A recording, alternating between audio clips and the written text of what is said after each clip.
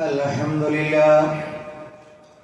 لله رب العالمين نحمده ونستعينه ونؤمن به ونتوكل عليه ونعوذ بالله من شرور أنفسنا ومن سيئات أعمالنا من يهده الله فلا مضل له ومن يضلل فلن تجد له وليا مرشدا اللهم صل على محمد وعلى آل محمد كما صليت على إبراهيم وعلى آل إبراهيم إنك حميد مجيد اللهم بارك على محمد وعلى آل محمد كما باركت على إبراهيم وعلى آل إبراهيم إنك حميد مجيد أما بعد فإن خير الحديث كتاب الله وخير الهدي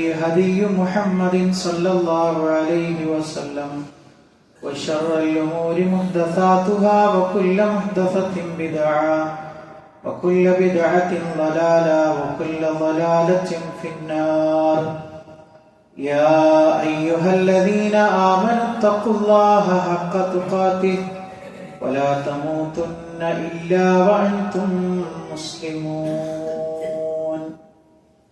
സ്നേഹമുള്ള സത്യവിശ്വാസികളെ വിശ്വാസിനികളെ ലോകരക്ഷിതാവും പ്രപഞ്ചങ്ങളുടെ പരിപാലകനുമായ അല്ലാഹുവിന്റെ ആജ്ഞകളും നിർദ്ദേശങ്ങളും ജീവിതത്തിന്റെ എല്ലാ മേഖലകളിലും പാലിക്കണമെന്ന് ഉണർത്തുകയാണ്, ഓർമ്മപ്പെടുത്തുകയാണ്.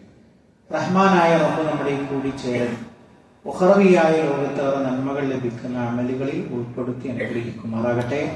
ഒരുപാട് ആളുകൾ വിവിധ ഉദ്ദേശങ്ങളെ വെച്ചുകൊണ്ട് പ്രത്യേകം ദുആ ചെയ്യാൻ വേണ്ടി ആവശ്യപ്പെട്ടിട്ടുണ്ട്. റഹ്മാനായ റബ്ബ് അവരുടെ എല്ലാ സ്വാലിഹായ ഉദ്ദേശങ്ങളെയും പൂർത്തീകരിച്ചു കൊടുക്കുമാറാകട്ടെ.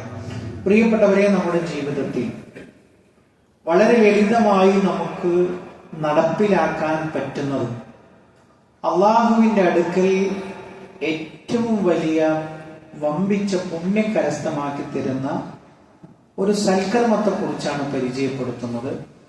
നമുക്കെല്ലാവർക്കും അറിയാവുന്നതുപോലെ ഹബീബായ റസൂലുള്ളാഹി സ്വല്ലല്ലാഹു അലൈഹി വസല്ലമ വിശദീകരിച്ചു തരുന്ന ഒരു ഹദീസിൽ നമുക്ക് കാണാം, മാ തസദ്ദഖ അഹദുൻ ബിസദഖത്തിൻ മിൻ ത്വയ്യിബ്. ഒരാൾ ഒരു ത്വയ്യിബായ മുതലിൽ നിന്ന്, പരിശുദ്ധമായ സമ്പത്തിൽ നിന്ന് ഒരാൾ സ്വതക്ക നൽകുന്നു. എന്നിട്ട് ആ ഹദീസിൽ കാണാം, വലാ യഖ്ബലുല്ലാഹു ഇല്ല ത്വയ്യിബ്. അല്ലാഹു ത്വയ്യിബായതേ സ്വീകരിക്കുകയുള്ളൂ. നമ്മള് സാധാരണ ദുനിയാവിൽ ഒരു ശൈലിയുണ്ട്. എന്താണത്? എന്തായാലും ലക്ഷ്യം നന്നായാൽ മതി, അത് മാർഗം ഏതും ആകട്ടെ, അങ്ങനെ ഉണ്ടല്ലോ. അപ്പൊ ഒന്നുകൂടി വ്യക്തമായി പറഞ്ഞാൽ, ഇസ്ലാമികമായിട്ട് വഴിയും നന്നാവണം, ലക്ഷ്യവും നന്നാവണം. ഒരാളെ സഹായിക്കാൻ വേണ്ടിയിട്ട് ഒരാൾക്ക് കള്ള് കച്ചവടം നടത്താൻ പാടില്ല, അല്ലെങ്കിൽ അതിന്റെ ലാഭം എടുക്കാൻ പാടില്ല, അതിൽ നിന്ന് സമ്പത്ത് എടുക്കാൻ പാടില്ല. അതേപോലെ തന്നെ ഒരു മനുഷ്യനെ സഹായിക്കാൻ വേണ്ടി പലിശ എടുക്കാൻ പാടില്ല. പറഞ്ഞത് വളരെ വ്യക്തമായിട്ടുണ്ടാകും എന്നാണ് മനസ്സിലാകുന്നത്. ലക്ഷ്യം എത്രമാത്രം പവിത്രമാണോ അതുപോലെ തന്നെ മാർഗവും നന്നാവണം എന്നുള്ളതാണ് ദീനിന്റെ കാഴ്ചപ്പാട്. എന്നാൽ ദുനിയാവിൽ അങ്ങനെയില്ല. അതെന്തായാലും നല്ലൊരാളെ സഹായിക്കാൻ വേണ്ടി അത് പാട്ടുപാടിയിട്ടോ ഗാനമേള നടത്തിയിട്ടോ അതല്ലെങ്കിൽ കള്ളുഷാപ്പിന്റെ മാനേജറോട് അല്ലെങ്കിൽ അതിന്റെ മുതലാളിയോട് പണം മേടിച്ചിട്ടോ അല്ലെങ്കിൽ പലിശ കൊടുക്കാരനായിട്ടുള്ള ആളോട് പൈസ വാങ്ങിയിട്ടോ എങ്ങനെയെങ്കിലും അത് അയാളെ സഹായിക്കാൻ വേണ്ടിയിട്ടല്ലേ എന്നൊരു തട്ടിക്കിഴിക്കൽ എവിടെയില്ല, ദീനിലില്ല എന്നുള്ളതാണ് ഈ പറഞ്ഞതിന്റെ ചുരുക്കം. അപ്പൊ അല്ലാഹു സുബ്ഹാനഹു തആല ത്വയ്യിബായത് മാത്രമേ കബൂലാക്കുകയുള്ളൂ. എന്നിട്ട് അല്ലാഹു ആ സദഖയുടെ മുതലിന് എന്ത് ചെയ്യുന്നു? ഇല്ല അഖദഹു റഹ്മാനു ബിയമീനി. അല്ലാഹു അവന്റെ വലതുകൊണ്ട് അതിനെ സ്വീകരിക്കും. വഇൻ കാനത് തംറതൻ, അതൊരു കാരക്കയുടെ അത്രയുള്ളൂ എന്ന് വെക്കാം. ഒരാൾക്ക് അത്രയേ കൊടുക്കാൻ കഴിയുള്ളൂ. ഇപ്പൊ എത്ര നിസ്സാരമുണ്ട് ഒരു കാരക്ക. ആ കാരക്കയുടെ ഒരളവ് അല്ലെങ്കിൽ അതിന്റെ മൂല്യത്തിന് ഒരു കാരക്കയ്ക്ക് എത്ര പൈസ വരും? ആ പൈസ ത്വയ്യിബായതാണ്. എന്താ ത്വയ്യിബായത് എന്ന് പറഞ്ഞാൽ, ഒരു മനുഷ്യനൊരു മുതൽ എങ്ങനെ ത്വയ്യിബാവുക? ഒന്ന് അവനവന്റെ വിയർപ്പാവണം, അതല്ലെങ്കിൽ ഒരാൾ ഹദിയ ചെയ്തു തരുന്നതാവണം, അതല്ലെങ്കിൽ ഒരാൾ സ്വതക്കത്ത് ചെയ്തു തരുന്നതാവണം. ഇതല്ലാത്ത വഴികളിലൂടെ കിട്ടുന്നതൊക്കെ, അല്ലെങ്കിൽ ഒരു അന്യന്റെ പിടിച്ചു പറിച്ചിട്ടോ അന്യനെ പറ്റിച്ചിട്ടോ ചൂഷണം ചെയ്തോ ഇതൊന്നും അല്ലാത്ത രൂപത്തിലുള്ള ഒരു ഹലാലായ മുതൽ അതൊരു കാരക്കയുടെ അത്ര അളവേ ഉള്ളൂ. അതാണ് അവൻ അള്ളാഹുവിന്റെ മാർഗത്തിൽ അവൻ ദാനം ചെയ്തതെങ്കിൽ അള്ളാഹു എന്ത് ചെയ്യും? അതിനവന്റെ വലതുകൊണ്ട് സ്വീകരിക്കുകയും എന്നിട്ടോ അതവൻ അള്ളാഹു സുബ്ഹാനഹു തആല ഒരു ജബല് കണക്ക്, അഅ്ളമ മിനൽ ജബൽ, ഒരു പർവ്വത സമാനം അതിന്റെ വലുപ്പം അള്ളാഹു ഉയർത്തിക്കൊണ്ടുവരുന്നതാണ്. എത്രയാ കൊടുത്തത്? ഒരു കാരക്കയുടെ അളവ്. അത്രയും ലളിതമായ ഒരു സംഖ്യ കൊടുത്തപ്പോ അള്ളാഹു എന്ത് ചെയ്തു? ഒരു പർവ്വതം നിങ്ങൾ മനസ്സിൽ കണ്ടതിൽ വെച്ച് ഏറ്റവും വലിയ ഒരു പർവ്വതത്തെ മനസ്സിൽ കൊണ്ടുവരാൻ അത്ര സമാനം അള്ളാഹു അതിനെ വളർത്തി വലുതാക്കും. എന്നിട്ടോ പ്രവാചകൻ സല്ലല്ലാഹു അലൈഹി വസല്ലം ഒരു ഉദാഹരണം പറഞ്ഞു. കമായു റബ്ബി അഹദുക്കും ഫലുവഹു, നിങ്ങളിൽ ഒരാൾ വളർത്തുമൃഗത്തെ പരിപാലിക്കുന്നത് പോലെ, ഔ ഫസീലഹു, അതല്ലെങ്കിൽ ഒരു കൃഷിക്കാരൻ തന്റെ വിളവ് പരിചരിക്കുന്നത് പോലെ. ഇത് രണ്ടുമുള്ള ആളുകൾക്ക് ഈ പറഞ്ഞ ഉദാഹരണം വളരെ പെട്ടെന്ന് മനസ്സിലായിട്ടുണ്ടാകും. ഒരു കർഷകൻ എങ്ങനെയാണ്?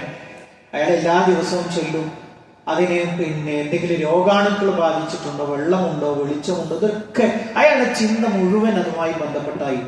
അതല്ലെങ്കിൽ ഒരു വളർത്തുമൃഗം ഉണ്ടെങ്കിലോ അതിന്റെ യജമാനനെ സംബന്ധിച്ചിടത്തോളം താൻ കഴിക്കുന്നതിനേക്കാൾ പ്രധാനമാണ് ആ തന്റെ അരുമയെ ഭക്ഷിപ്പിക്കുക എന്നത്. ഇതുപോലെ അള്ളാഹു നിങ്ങളുടെ ഒരു കാരക്ക സമാനമായിട്ടുള്ള സ്വതക്കയെ അള്ളാഹു വളർത്തി വലുതാക്കുമെന്ന് പറയുമ്പോൾ പ്രിയപ്പെട്ടവരെ, അതുമായി ബന്ധപ്പെട്ട ഏതാനും ചില ഹദീസുകളാണ് സൂചിപ്പിക്കുന്നത്.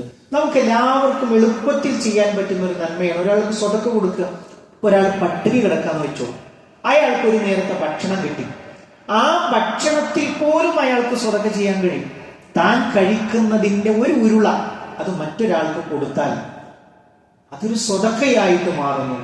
മാത്രമല്ല പ്രവാചകൻ സല്ലല്ലാഹു അലൈഹി വസല്ലം പഠിപ്പിച്ചു ഒരു കാരക്കച്ചീള് അതൊരാൾക്ക് സ്വതക്കയായിട്ട് കൊടുക്കും. നിങ്ങളൊന്ന് ആലോചിച്ചു പ്രിയപ്പെട്ടവരെ, 1000 ദിവസം അള്ളാഹു നമുക്ക് ഇവിടെ ദുനിയാവിൽ ജീവിക്കാൻ വേണ്ടി ദിവസം തന്നു എന്ന് വിചാരിക്കുക. നമ്മൾ സങ്കല്പിക്കുക, നമുക്ക് ഈ ദുനിയാവിന്റെ മുകളിൽ 1000 ദിവസമുണ്ട്. അയാൾ തീരുമാനിക്കുന്നു ജീവിക്കുന്ന ഓരോ ദിവസത്തിലും ഞാൻ ഒരു സ്വതക്ക ചെയ്യുന്നു എന്ന് ഒരാൾ നിശ്ചയദാർഢ്യം എടുക്കുന്നു. അയാളെ സംബന്ധിച്ചിടത്തോളം 1000 ദിവസം പൂർത്തിയാകുമ്പോൾ 1000 നന്മകൾ, 1000 സ്വതക്ക അയാൾ ചെയ്തിട്ടുണ്ടാകുന്ന ഒരു സ്വതക്കയുടെ കൂലി എത്രയാണ് പ്രിയപ്പെട്ടവരെ? കാരക്ക തമ്ര. ആ തമ്രിന്റെ അളവ് നിങ്ങൾ സ്വതക്ക ചെയ്താൽ അതൊരു പർവ്വത സമാനം അള്ളാഹു നിങ്ങൾക്ക് വളർത്തി വലുതാക്കുമെന്ന് പറയുമ്പോൾ നമ്മുടെ എല്ലാവരുടെയും ജീവിതത്തിൽ ഒരു ദിവസം ഒരു 10 രൂപ, അതല്ലെങ്കിൽ ഒരു നിശ്ചിത ഒരു സംഖ്യ, അതല്ലെങ്കിൽ ശമ്പളം കിട്ടുന്ന സമയത്ത് ഇത്രയും സംഖ്യ, അത് ഞാൻ ഒരു സാധുക്കളായ ആളുകൾക്ക് കൊടുക്കാൻ വേണ്ടി അത് നീക്കിവെക്കുകയാണ് എന്നുള്ള ഒരു ദൃഢനിശ്ചയം, വെറും നിശ്ചയമല്ല, ഒരു എന്ത് തന്നെ അതിൽ പ്രയാസങ്ങൾ വന്നാലും ആ മുതലിൽ ആണ് നീക്കി വെച്ചിട്ടേ ഞാൻ മുന്നോട്ട് പോകുകയുള്ളൂ എന്നുള്ള ഒരു ദൃഢനിശ്ചയം പ്രിയപ്പെട്ടവരെ നമുക്ക് എല്ലാവർക്കും ഉണ്ടാകണം. അതിന്റെ മെച്ചങ്ങൾ ഒരുപാടുണ്ട്. അതിൽ ഒന്നാമത്തെ ഒരു കാര്യം സൂചിപ്പിക്കാനുള്ളത്, ഒരാൾ സ്വതക്കയുടെ ആളായി മാറിക്കഴിഞ്ഞാൽ ഒന്നാമത് അയാൾക്ക് കിട്ടുന്ന മെച്ചം എന്ന് പറയുന്നത് അസ്വദഖത്തു തുത്ഫിഉ ഗളബർ റബ്ബ്. അള്ളാഹുവിന്റെ കോപത്തെ ഈ സ്വതക്ക കെടുത്തിക്കളയുന്നു എന്നുള്ളതാണ്. റഹ്മാനായ റബ്ബിന്റെ കോപം അതെന്ത് ചെയ്യുന്നു?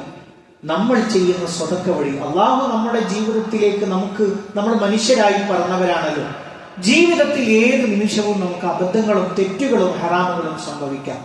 അള്ളാഹുവിന്റെ കോപം ഈ സ്വതക്ക എന്ത് ചെയ്യുന്നു? കെടുത്തിക്കളയുന്നു എന്നുള്ളതാണ് ഒന്നാമത്തെ കാര്യം. രണ്ടാമത്തെ കാര്യം പ്രിയപ്പെട്ടവരെ, മഹാനായ റസൂലുള്ളാഹി സ്വല്ലല്ലാഹു അലൈഹി വസല്ലമയുടെ അടുക്കൽ ഒരാൾ വന്നിട്ട് ചോദിക്കുകയാണ്, അള്ളാഹുവിന്റെ റസൂലെ, സ്വർഗത്തിലേക്ക് എന്നെ പ്രവേശിപ്പിക്കുന്നതും നരകത്തിൽ നിന്ന് എന്നെ അകറ്റുന്നതുമായ ഒരു കാര്യം എനിക്ക് പറഞ്ഞു തരണം. എന്നിട്ട് പ്രവാചകൻ സല്ലല്ലാഹു അലൈഹി വസല്ലമ പഠിപ്പിച്ചു കൊടുക്കുകയാണ്, നീ ഒരു വലിയൊരു കാര്യമാണ് ചോദിച്ചത്, പക്ഷേ വളരെ എളുപ്പമാണ് ആ കാര്യം എന്ന് പറഞ്ഞിട്ട് പ്രവാചകൻ എണ്ണി പഠിപ്പിച്ചു കൊടുക്കുകയാണ്. എന്താണ്? തഅബുദുല്ലാഹ വലാ തുശ്രികു ബിഹി ശൈഅ. നീ അള്ളാഹുവിനെ മാത്രമേ ഇബാദത്ത് എടുക്കാവൂ, അവനിൽ ഒരു ശരീക്കന്മാരെയും വെക്കാൻ പാടില്ല. അള്ളാഹ് കാണുന്നത് പോലെ കാണും, അള്ളാഹ് കേൾക്കുന്നത് പോലെ കേൾക്കും, അള്ളാഹുവിനെ നേർച്ച ചെയ്യുന്നത് പോലെ നിനക്ക് നേർച്ച ചെയ്യുന്ന ഒരാള്, അല്ലെങ്കിൽ അള്ളാഹുവിനെ സത്യം ചെയ്യുന്നത് പോലെ നിനക്ക് പടപ്പുകളുടെ കൂട്ടത്തിൽ നിന്ന് സത്യം ചെയ്യുന്ന ഒരാൾ, അത് ഉണ്ടാകാൻ പാടില്ല. അള്ളാഹ്ക്ക് ശരീക്കുണ്ടാകാൻ പാടില്ല. ഒന്നാമത്തെ കാര്യം. രണ്ടാമത്തെ കാര്യം നിസ്കാരം നീ നിലനിർത്തുക. മൂന്നാമത്തെ കാര്യം സകാത്ത് കൊടുക്കുക. റമളാനിൽ നോമ്പെടുക്കുക. ഹജ്ജ് ചെയ്യുക. എന്നിട്ട് പറഞ്ഞു എന്നിട്ട് പ്രവാചകൻ സല്ലല്ലാഹു അലൈഹി വസല്ലം ആ വ്യക്തിയോട് പറഞ്ഞു കൊടുക്കണം, അലാ അദുല്ലുക അലാ അബ്വാബിൽ ഖൈരി സൗം ജുന്നത്തുൻ വസ്സദഖത്തു തുത്ഫിഉൽ ഖതീഅ കമാ യുത്ഫിഉൽ മാഉ അന്നാർ. വെള്ളം ഏതുപോലെ തീയിനെ കെടുത്തുമോ അതുപോലെ സ്വതക്ക എന്ത് ചെയ്യുന്നു, പാപത്തിന്റെ കറകളെ അത് മായ്ച്ചു കളയുന്നു എന്ന് പ്രവാചകൻ സല്ലല്ലാഹു അലൈഹി വസല്ലമ ആ വ്യക്തിക്ക് പഠിപ്പിച്ചു കൊടുക്കുകയാണ്. പ്രിയപ്പെട്ടവരെ, നമ്മളോട് പറഞ്ഞിട്ടുണ്ട്, സാധാരണ നമ്മളൊക്കെ കൂട്ടുകാരുമായിട്ട് യാത്ര ചെയ്യുമ്പോൾ യാചകർ നമ്മുടെ മുമ്പിൽ വരും. അപ്പൊ നമ്മളുടെ സുഹൃത്ത് ചിലപ്പോൾ നമ്മളോട് ഭയങ്കര തത്വം പറയും. എന്ത്, നമ്മൾ ഈ പൈസ കൊടുത്തിട്ട് ഞാനൊക്കെ കുറെ കാഴ്ച കണ്ടിട്ടുണ്ട്, വൈകുന്നേരം ഒരു കള്ള് ഷാപ്പിലേക്ക് പോകുന്നതൊക്കെ കണ്ടിട്ടുണ്ട്. അത് നോക്കാൻ നമ്മളെ അല്ലാഹു ഏൽപ്പിച്ചിട്ടില്ല. അവര് കള്ള് ഷാപ്പിലേക്ക് പോകുന്നുണ്ടോ, അതല്ല കള്ള് ഷാപ്പിൽ പോകാതിരിക്കുന്നുണ്ടോ എന്നതല്ല നമ്മുടെ ഡ്യൂട്ടി. പിന്നെയോ നമ്മുടെ നിയ്യത്തിനാണ് പ്രധാനം. ഒരു മനുഷ്യൻ എന്റെ അടുക്കൽ യാചിച്ചു വന്നാൽ ഉണ്ടെങ്കിൽ കൊടുക്കുക, ഇല്ലെങ്കിലോ നല്ലത് പറയും, ഒന്നുമില്ല അടുത്ത പ്രാവശ്യം വരുമ്പോൾ ആയിക്കൊള്ളട്ടെ. അതല്ലാതെ അയാൾ ഇതൊക്കെ ഒരു മാഫിയയാണ്, അതൊക്കെ നിനക്ക് എവിടുന്നാ കിട്ടിയത്? നാളെ ഈ ഒരു അവസരത്തിൽ ഈ ഒരു മാഫിയയുടെ ഭാഗമാവില്ല എന്ന് നിനക്ക് പറയാൻ കഴിയോ? അള്ളാഹു നിനക്ക് നൽകിയ നിഅമത്തുകളെ നിനക്ക് സ്ഥിരപ്പെടുത്താൻ സാധിക്കുന്ന ഒരു ധൈര്യം നിനക്കുണ്ടോ? എത്ര ആളുകളുണ്ട്, കുട്ടികൾ വാശി പിടിക്കുന്നു, ഞങ്ങളെ ചേർത്ത സ്കൂളിൽ നിന്ന് മാറ്റാൻ കഴിയുന്നില്ല. ഞങ്ങൾ മാറൂല ഉപ്പാക്കാണെങ്കിലോ വരുമാനമില്ല. പണ്ട് രാജകീയമായിട്ടാണ് ജീവിച്ചത്, ഇപ്പോഴോ വരുമാനമില്ല, മക്കൾക്കത് ഉൾക്കൊള്ളാൻ കഴിയുന്നില്ല, തങ്ങൾക്ക് താഴ്ന്നു ജീവിക്കാൻ പറ്റുമെന്നുള്ളത്. പ്രിയപ്പെട്ടവരെ, ഒരിക്കലും മഈശത്ത് അത് നമ്മളല്ല തീരുമാനിക്കുന്നത്. ഇങ്ങനെ കുറെ തത്വം പറയുന്ന കൂട്ടുകാർ നിങ്ങൾക്കുണ്ടെങ്കിൽ അവരോട് നമ്മൾ പറഞ്ഞു കൊടുക്കണം, ഇതിൽ നീ എന്നെ ഉപദേശിക്കണ്ട, നന്മയുടെ വിഷയത്തിൽ എന്റെ ഉപദേശം വേണ്ട, ബാക്കിയുള്ളതിലൊക്കെ നീ ഉപദേശിച്ചോ. കാരണം ഇങ്ങനെ കുറെ ആളുകൾ ശൈത്താന്റെ വേഷമണിഞ്ഞ് പാന്റും ഷർട്ടും ഇട്ട് നമ്മുടെ കൂടെയുണ്ട്. എല്ലാ നന്മയിൽ തച്ചു കെടുത്തുക എന്നുള്ളതാണ് അവരുടെ ഡ്യൂട്ടി. അവര് ചെയ്യോ അത് ചെയ്യില്ല, ചെയ്യുന്നവരെ ചെയ്യിപ്പിക്കോ അതുമില്ല. അങ്ങനത്തെ ഒരു കാര്യം നമ്മൾ പ്രത്യേകം ശ്രദ്ധിക്കണം. മൂന്നാമത്തെ ഒരു കാര്യം പ്രവാചകൻ സല്ലല്ലാഹു അലൈഹി വസല്ലം പറഞ്ഞു, യാ മഅ്ശറൻ നിസാ തസദ്ദഖ്ന വലൗ മിൻ ഹുലീകുന്ന ഫഇന്നി റഅയ്തുകുന്ന അക്തറ അഹ്ലിൻ നാർ. അല്ലാഹുവിന്റെ റസൂൽ സല്ലല്ലാഹു അലൈഹി വസല്ലം സഹാബാ വനിതകൾ പ്രത്യേകമായിട്ട് ഉപദേശിക്കുകയാണ്, സ്ത്രീകളെ നിങ്ങൾ ധാരാളമായി നിങ്ങൾ സ്വതക്ക നൽകണം, നിങ്ങളുടെ ആഭരണത്തിൽ നിന്ന് നിങ്ങൾ സ്വതക്ക കൊടുക്കണം. എന്നിട്ട് പറഞ്ഞു, നരകം എനിക്ക് പ്രദർശിപ്പിക്കപ്പെട്ടപ്പോ ധാരാളം അവിടുത്തെ അഹിലുകാരിൽ അധികവും നിങ്ങളെ കണ്ടത് സ്ത്രീകളെയായിരുന്നു എന്ന് പ്രവാചകൻ സല്ലല്ലാഹു അലൈഹി വസല്ലം പഠിപ്പിക്കുകയാണ്. അപ്പൊ നരകത്തിൽ നിന്നുള്ള ഒരു മറയാണ് സ്വതക്ക എന്ന് പറയുന്നത്. പ്രിയപ്പെട്ടവരെ, വളരെ ഗൗരവമായിട്ട് നമ്മൾ മനസ്സിലാക്കണം. നമ്മൾ കൊടുക്കുന്ന സ്വതക്ക അത് നരകത്തിൽ നിന്ന് നമുക്ക് മറയിട്ട് നൽകും എന്ന കാര്യം നമ്മൾ പ്രത്യേകമായി ശ്രദ്ധിക്കണം. നാലാമത്തെ ഒരു കാര്യം പ്രവാചകൻ സല്ലല്ലാഹു അലൈഹി വസല്ലമ നമ്മളെ പഠിപ്പിക്കുകയാണ്. ആയിഷ റളിയല്ലാഹു അൻഹ ഹദീസ് ഉദ്ധരിക്കുന്നത്, ഇത്തഖുന്നാർ വലൗ ബിശഖ്ഖി തംറ. നിങ്ങൾ നരകത്തിന്റെ അഗ്നിയെ നിങ്ങൾ തടഞ്ഞു നിർത്തണം. വലൗ ബിശഖ്ഖി തംറ, ഒരു തമ്രത്തിന്റെ ശിക്ക് കൊണ്ടെങ്കിലും. തമ്രത്തിന്റെ ശിക്ക് എന്ന് പറഞ്ഞാൽ അതിന്റെ ഒരു ചീള് കൊണ്ടെങ്കിലും അത്രേ കൊടുക്കാൻ കഴിയുള്ളൂ, അത്രയുള്ളൂ വരുമാനം. അത് കൊണ്ടാണെങ്കിലും നിസ്സാരമല്ല, നിസ്സാരാക്കണ്ട. അതാണോ നിനക്ക് സ്വതക്ക് കൊടുക്കാൻ കഴിയുന്നത്, അത് കൊടുത്തോ. അത് നരകത്തിൽ നിന്ന് നിനക്ക് ഒരു മറയായി അല്ലാഹു സുബ്ഹാനഹു തആല അത് മാറ്റും എന്നുള്ളത് നമ്മളെ കൃത്യമായി ആ ഹദീസിൽ നമുക്ക് കാണാൻ കഴിയും. അഞ്ചാമത്തെ ഒരു കാര്യം പ്രിയപ്പെട്ടവരെ, മഹാനായ അബൂ ഹുറൈറ റളിയല്ലാഹു അൻഹു നമ്മളെ പഠിപ്പിക്കുകയാണ്. എല്ലാ പ്രഭാതത്തിലും ഈ ദുനിയാവിൽ ഉണ്ടാകുന്ന ഒരു സംഭവത്തെ കുറിച്ചാണ് പറയുന്നത്. ഒരു പ്രഭാതമാകും എന്നും അത് സംഭവിച്ചു. അതെന്താണ്? 2 മലക്കുകൾ ഇറങ്ങി വരും. എന്നിട്ട് അവര് പറയുകയാണ്, അവര് പ്രാർത്ഥിക്കുകയാണ്, അല്ലാഹുവേ ചെലവഴിക്കുന്നവന് നീ പകരം കൊടുക്കണേ. രണ്ടാമൻ പറയുന്നു, അല്ലാഹുവേ പിടിച്ചു വെക്കുന്നവന് നാശം കൊടുക്കണേ. നമ്മൾ സാധാരണ ഒരു പഴമക്കാര് പറയാറില്ലേ, ഈ കോരുന്ന കിണറ്റിലെ ഉറവയുണ്ടാകും എന്ന് പറഞ്ഞതുപോലെ കൊടുക്കുന്നവനെ ഇപ്പൊ നമ്മൾ പറയില്ലേ, എന്നും അയാളെ അടുത്ത് തന്നെ ചെല്ലാറുള്ളത്. അല്ലെങ്കിൽ ഇപ്പൊ നമ്മളിവിടെ ഇപ്പൊ എത്ര ആൾക്കാർ ആ കൊടുക്കുന്നവരെന്നെ എന്നും കൊടുക്കുള്ളൂ, അവരെന്നെ കൊടുക്കുള്ളൂ. പ്രിയപ്പെട്ടവരെ, ആ മനസ്സ് അവർക്കേ അള്ള കൊടുക്കുള്ളൂ. ആ മനസ്സ് അവർക്കേ അള്ള കൊടുക്കും. അള്ളാഹുവിന്റെ ആ ഒരു വാഗ്ദാനം നോക്കൂ. കൊടുക്കുന്നവരല്ലാഹു ഒരിക്കലും ദാരിദ്ര്യം നമുക്കതിൽ വരുത്തൂല. പിശാച് എന്താ ചെയ്യുക? അത് എന്തിനാ അതൊക്കെ കൊടുക്കുന്നത്? പല ആൾക്കാരും വരും, പല കൊലത്തിലുള്ള ആൾക്കാരാണ്. ഇതൊക്കെ കൂടി ചെലവഴിച്ചു കഴിഞ്ഞാൽ എന്താ സംഭവിക്കുക? ഓരോ ദിവസം എത്ര പിരിവരാ വരുന്നത്? ഓരോ ദിവസം ഫോണിലൂടെയാണ് ഇപ്പൊ വരുന്നില്ല, ഫോണിലൂടെയൊക്കെയാണ്. ഒന്നും പേടിക്കണ്ട. ആ മലക്കുകൾ ദുആ ചെയ്യണം, അല്ലാഹുവേ കൊടുക്കുന്നവര് വീണ്ടും വീണ്ടും നീ പകരം കൊടുക്കും. രണ്ടാമത്തെ മലക്കിന്റെ ദുആ എന്താ പ്രിയപ്പെട്ടവരെ? നമ്മൾ വിചാരിക്കുന്നതൊക്കെ സേഫാണ്, ഒക്കെ ഭദ്രാണ്. ഒന്നും സേഫ് അല്ല. അല്ലാഹുമ്മ ആഅതി മുംസികൻ തലഫ, പിടിച്ചു വെക്കുന്നവന് അല്ലേ, അത് ഒന്നിച്ചണ്ട് പോയി. അത്ര ലക്ഷം പോലൊന്നും അറിയില്ല. ഞാനത് എന്തെങ്കിലുമൊക്കെ ചെയ്യാ എന്ന് കണക്കൂട്ടിയിരുന്നിരുന്നു. പക്ഷെ പോയപ്പോൾ ഒക്കെ കൂടിയാണ് പോയത്. എത്ര എത്ര കാഴ്ചകളുണ്ട് നമ്മുടെ മുമ്പിൽ. അതുകൊണ്ട് പ്രിയപ്പെട്ടവരെ, നമുക്കൊക്കെയും വളരെ എളുപ്പത്തിൽ നമ്മുടെ ജീവിതത്തിന്റെ ഭാഗമാക്കാൻ പറ്റുന്ന ആണിനാകട്ടെ പെണ്ണിനാകട്ടെ അള്ളാഹുവിന്റെ കോടതിയിൽ ഒരുപാട് ഉപകരിക്കുന്ന ഒരു നന്മയാണ് സ്വതക്ക എന്ന് പറയുന്നത്. ആ കാര്യം നമ്മൾ പ്രത്യേകം ശ്രദ്ധിക്കുക. റഹ്മാനായ റബ്ബ് നമ്മൾ അനുഗ്രഹിക്കുമാറാകട്ടെ.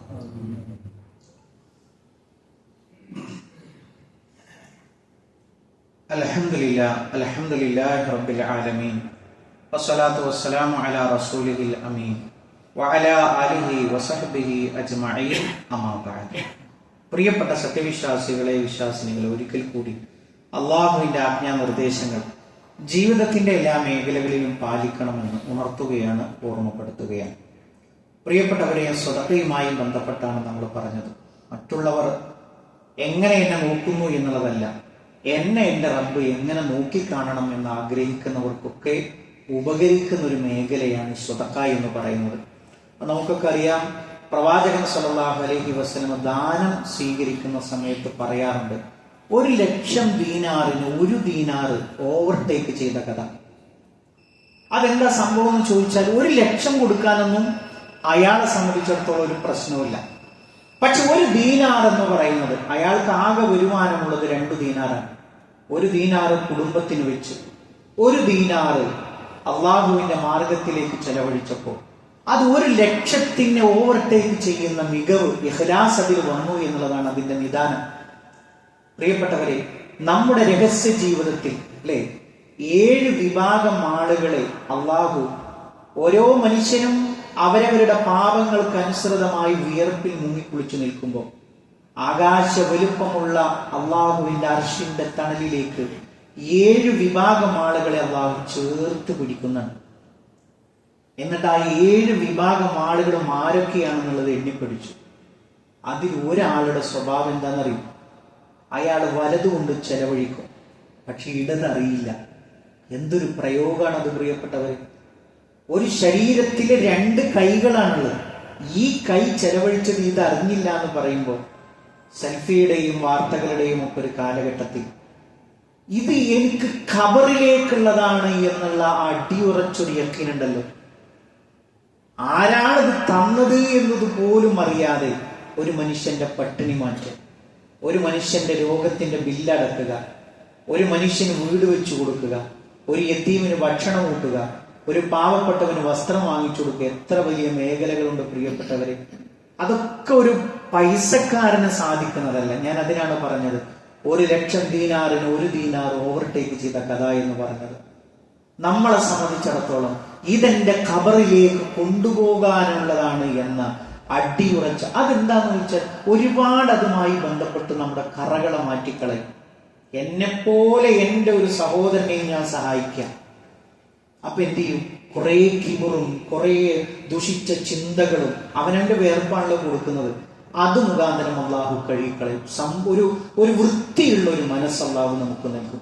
പ്രിയപ്പെട്ടവരെ, 5 കാര്യങ്ങൾ മലക്കിന്റെ പ്രാർത്ഥന വരെ നമ്മൾ പറഞ്ഞു. 6ാമത്തെ ഒരു കാര്യം എന്ന് പറയുന്നത്, പ്രവാചകൻ സല്ലല്ലാഹു അലൈഹി വസല്ലമ നമുക്ക് പഠിപ്പിക്കുകയാണ്, നിങ്ങളുടെ രോഗങ്ങളെ മാറിക്കിട്ടാൻ ദാവു മർവാക്കും ബിസ്സദഖ, സ്വതക്ക കൊണ്ട് നിങ്ങളുടെ രോഗങ്ങളെ നിങ്ങൾ ചികിത്സിക്കുക എന്ന് പറഞ്ഞു. സ്വതക്ക കൊണ്ട് അള്ളാഹു നമ്മുടെ രോഗങ്ങൾക്ക് ശിഫ നൽകുന്നതാണ്. നമ്മൾ ആലോചിച്ചു, എത്ര പണമാണ് ഒരു ചികിത്സക്ക് വേണ്ടി നമ്മൾ ചെലവഴിക്കുന്നത്? ഒരു മനുഷ്യനൊരു നയാ പൈസ കൊടുക്കാൻ സന്നദ്ധനല്ലാത്ത വ്യക്തി അല്ലെ? മെഷീനുകൾക്ക് മുമ്പിൽ ഇങ്ങനെ അന്തം വിട്ട് കിടക്കുമ്പോൾ ബില്ലിങ്ങനെ മാറി മറിഞ്ഞുകൊണ്ട് വരികയാണ്, അക്കങ്ങൾ ഇങ്ങനെ മാറി മറിഞ്ഞുകൊണ്ട് വരികയാണ്.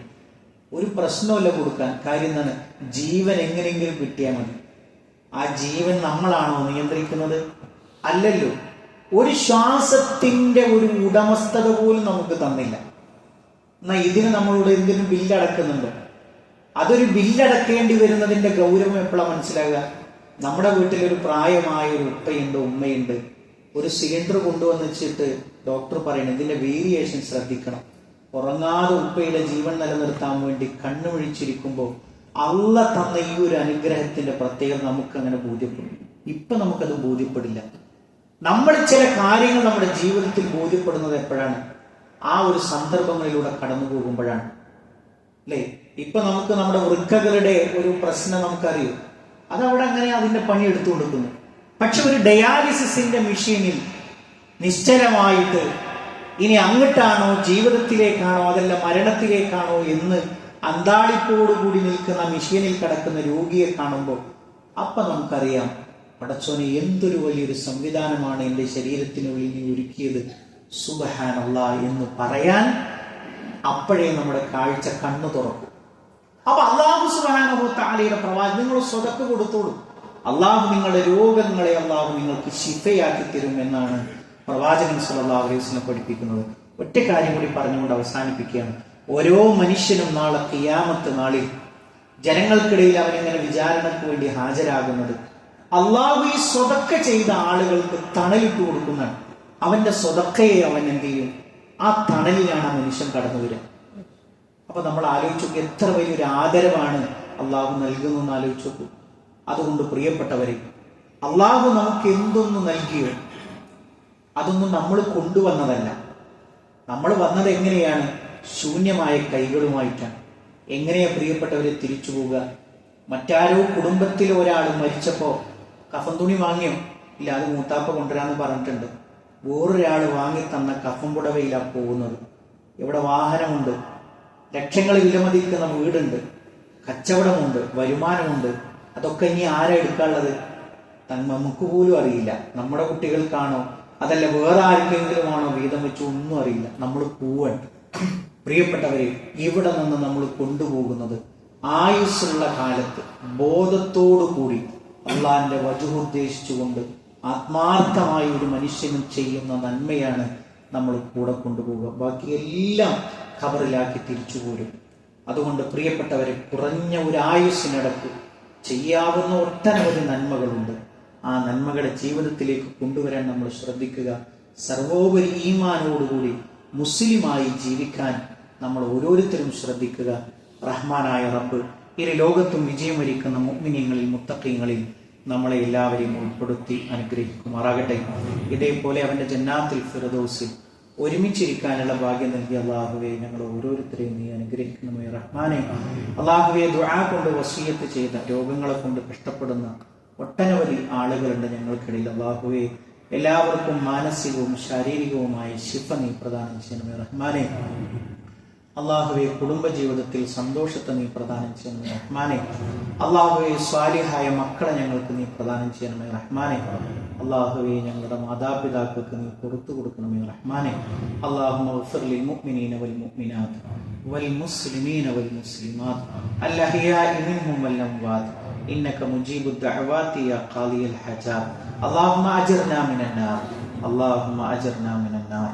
اللهم ربنا تقبل منا إنك أنت السميع العليم وتب علينا إنك أنت التواب الرحيم. آمين آمين برحمتك يا أرحم الراحمين. اللهم صل على محمد.